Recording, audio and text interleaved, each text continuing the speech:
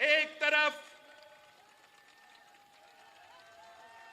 अपने आप को मौलाना कहते हैं, अपने आप को मौलाना कह के फिर इतना ढिठाई से झूठ बोलना मजाक है। दूसरा, कोई पीर साहब है, अब ये पीर साहब कह रहा है कि धांधली हुआ। आप मुझे बताएं कहां धांधली हुआ पीर साहब? मैं तो आपका इज्जत करता हूं, एहतराम करता हूं, मगर हकायक ये है कि आपको हमने अब 2-3 बार शिकस्त दिलवाया है। इससे पहले आपका वालिद को मेरा वालिद और वालदा शिकस्त दिलवाते थे। आप बताएं एक इलेक्शन का नाम लो जो सूबा सिंध में ये पीर जो है, एक इलेक्शन का नाम लो जो ये जीते हैं। 2002 से शुरू करते हैं। 2002 में पाकिस्तान पीपल्स पार्टी जीती, मुशर्रफ का दौर था, आमिर बैठा हुआ था, उसके बावजूद आप जीते।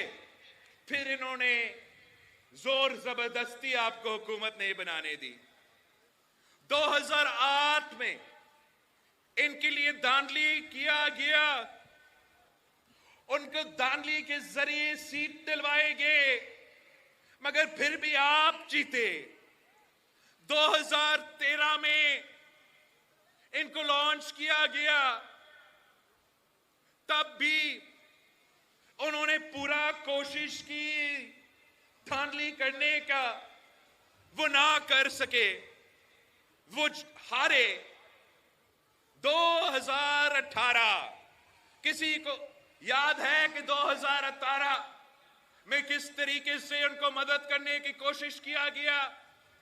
2018 में भी वो शिकस्त, और आज उसके दरमियान में बल्दियाती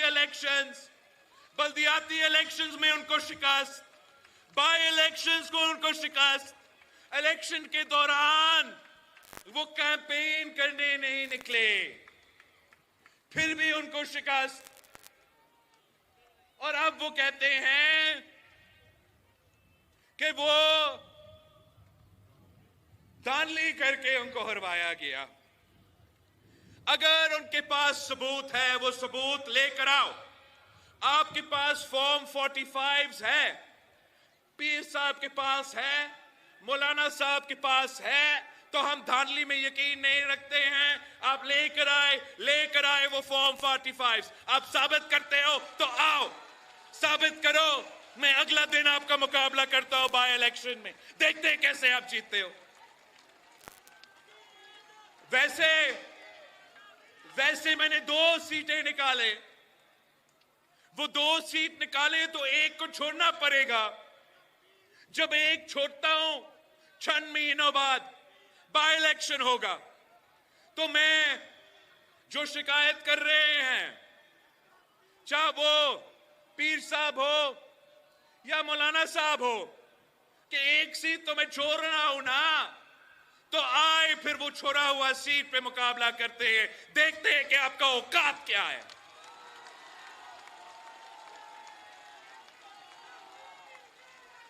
ये क्या असल में इनके दिमाग ये बड़ा जलसे देख के समझते हैं कि इलेक्शन जीत सकते हैं। कोई उनको समझाए कि इलेक्शन जीतना और जलसा करवाने में बहुत बड़ा फर्क है भाई, बहुत बड़ा फर्क है। एक तो इन जलसे में सबसे ज्यादा, इनके जलसे में मदरसा के जो बच्चे हैं वो पहुंचते हैं। वो मदरसे के बच्चे देख के वो समझते हैं कि वो पूरा सिंध को फतह कर देंगे, वो पूरा पाकिस्तान को फतह कर देंगे। इलेक्शन डे जब आता है, उनको फिर अंदाजा होता है कि इन बच्चों के पास तो वोट ही नहीं है। दूसरी तरफ जो पीर साहब है, जो नस्लों से हमें इलेक्शंस हार रहे हैं, वो भी कभी कभार दीदार करवाता है तो उनके मुरीदें निकलते तो जरूर है, और वो भी इस गलतफहमी में होते हैं कि मेरे इतने सारे मुरीद हैं, इतने सारे मुरीद हैं कि ऐसे ही मैं इलेक्शन जीत जाऊंगा। वही बात कि ये बात तो वो भूल जाते हैं।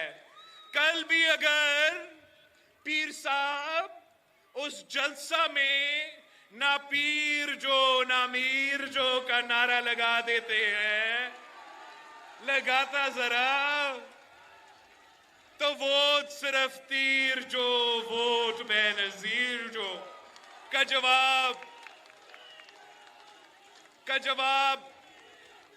जवाब उनको मिलता। अब ये कहते हैं कि उनको कहा गया कि पीपी से इत्तेहाद करो। अब पता नहीं उनको किसने बताया, मैं आपको बताना चाह रहा हूं कि किसने मुझे बताया कि पीर साहब की जमात से इत्तेहाद करो। पीर साहब का अपना भाई सदरुद्दीन शाह साहब ने मुझे कहा, खान साहब वजीर आजम था, मैं किसी के घर गया था उनका इयादत करना, वहां ये पीर साहब का भाई मौजूद था, और वो कहता है मुझे कि हम तो अभी आपके खिलाफ हो, एंड में आपके साथ हो जाएंगे।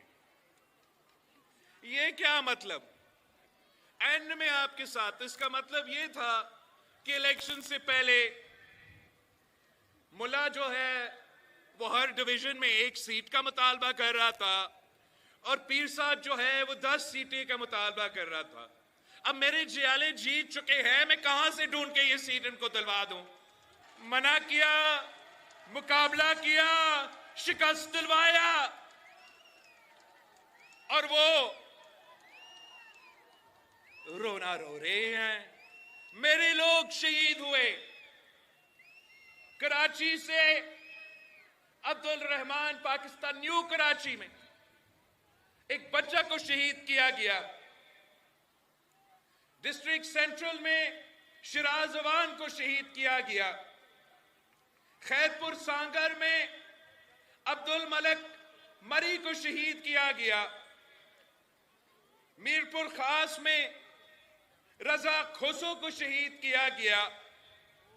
एक आपने देखा जिस तरीके से मेरा उम्मीदवार पे इलेक्शन से पहले इन्होंने गोलियां चलाए। मोरो में मेरा कारकुन जिसका नाम बिलावल जरदारी था, उसको शहीद किया गया। हमारे उम्मीदवारों पे हमले हुए। बलूचिस्तान में मुस्तोंग में बम का हमला हुआ, तुर्बत में ग्रेनेड का हमला हुआ, बोलान में ग्रेनेड का हमला हुआ, क्वेटा में ग्रेनेड का हमला हुआ, खुजदार में ग्रेनेड का हमला हुआ। हमला हम पे होते हैं, दानली हमारे खिलाफ किया जाता है, और फिर ये लोग झूठे इल्जामात लगाने की कोशिश करते हैं। बाकी पाकिस्तान का मुझे नहीं पता, मगर जो सिंध हुकूमत बनने जा रहा है ना, वो फॉर्म 45 पे खड़ा हुआ हुकूमत है। वो धांधली के बावजूद हुकूमत बनने जा रहा है। अब अगर ये लोग पाकिस्तान से सच्चे हैं तो आए इस निजाम की बेहतरी के लिए। आपको याद है हमने कितना उस खान को समझाने की कोशिश किया, कितने समझाने की कोशिश किया कि जमहूरियत को मजबूत करो, पार्लियामान में आके अपना किरदार अदा करो। वो नहीं करता था। आज भी उनका जवाब इतना गैर संजीदा है कि वो कहते हैं कि वो इलेक्शन जीत चुके हैं। वो कहते हैं कि इलेक्शन वो जीत चुके हैं। जितना उनका सीट्स है उनको वो पूरा तरीके से उनको वो सीट्स दिलवा दे, फिर भी वो पाकिस्तान पीपल्स पार्टी के वोट के बगैर हुकूमत नहीं बना सकते। अब हमने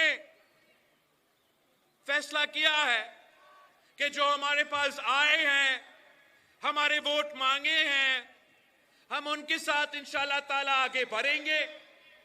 उनसे कोई वजारतें नहीं लेंगे, उनसे अपना कोई फायदा नहीं, आपका फायदा, अवाम का फायदा, हमारा जो अपने बुनियादी इश्यूज हैं उन पे बात होगा। और इंशाअल्लाह ताला हम इंश्योर करेंगे कि पाकिस्तान में जमहूरियत बचे, हमारा वफाक बचे। ये जो पूरे पाकिस्तान में ये आग फैल रहा है, इसको बुझाने के लिए हमने फैसला किया है कि आसिफ अली जरदारी साहब को सदर की जो इलेक्शंस आ रहे हैं उसमें हमारा उम्मीदवार सदर जरदारी होगा। और इंशाअल्लाह ताला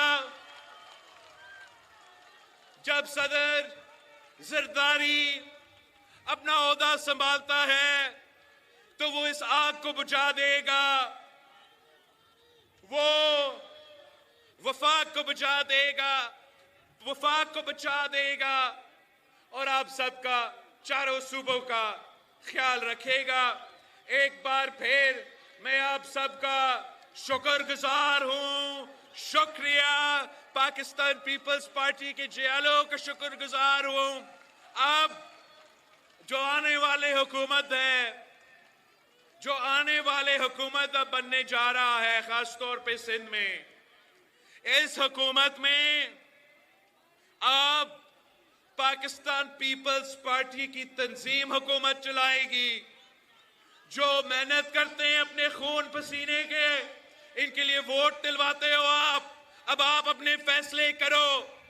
अब जो भी फैसला आपका है, बजट बनने से पहले मैं पूरा सिंध का कैबिनेट को कहूंगा कि डिस्ट्रिक्ट वाइज जाए। थटा के फैसले करने से पहले थटा के अवाम से पूछे कि वो क्या स्कीम्स चाहते हैं, वो क्या काम चाहते हैं। ये खुद अपने मुस्तकबिल के फैसले करेंगे इंशाअल्लाह ताला। इसी तरीके से हम सिंध भर में मिलके हुकूमत संभालेंगे, मिलके इस सूबे के अवाम का काम करेंगे। जिए भुट्टो सदा जिए।